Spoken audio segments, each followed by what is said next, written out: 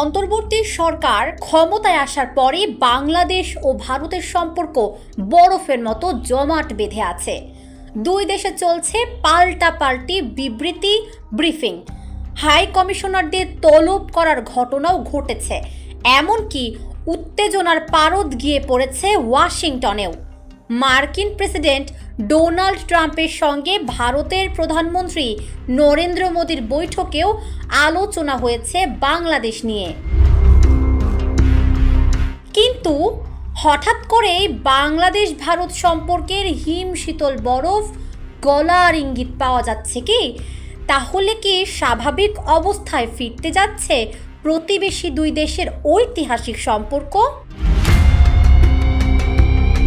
গত রোববার দ্বিপাক্ষিক বৈঠক করেছেন বাংলাদেশের পররাষ্ট্র উপদেষ্টা তৌহিদ হোসেন ও ভারতের পররাষ্ট্রমন্ত্রী এস জয়শঙ্কর।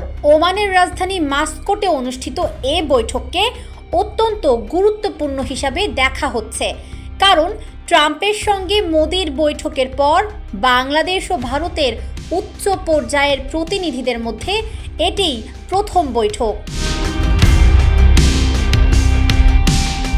এছাড়া আরও একটি কারণে বৈঠকটিকে গুরুত্বপূর্ণ মনে করা হচ্ছে, আর তা হলো আগামী ৩ ও ৪ এপ্রিল থাইল্যান্ডে অনুষ্ঠিত হবে বিমস্টেকের বৈঠক। সেই বৈঠকে অংশ নিচ্ছেন প্রধান উপদেষ্টা ডক্টর মুহাম্মদ ইউনুস ও প্রধানমন্ত্রী নরেন্দ্র মোদী।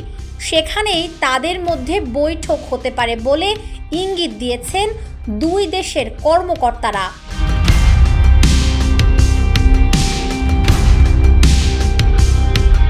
বিমস্টেক সম্মেলনে দুই নেতার বৈঠকের বিষয়ে আভাস দিয়েছেন পররাষ্ট্র উপদেষ্টা তৌহিদ হোসেন।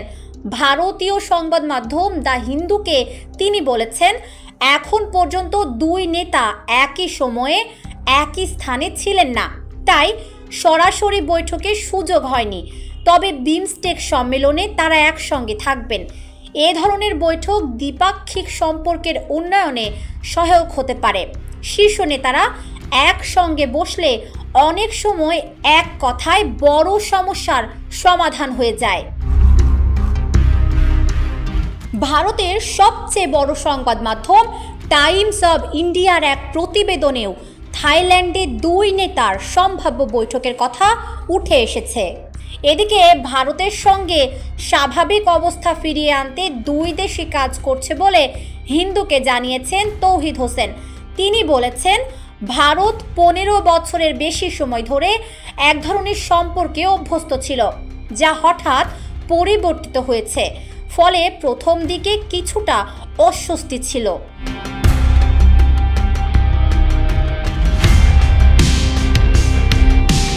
তবে 6 মাস পর এখন আমরা আরও ভালোভাবে যোগাযোগ করতে পারছি বলে মন্তব্য করেছেন তৌহিদ হোসেন।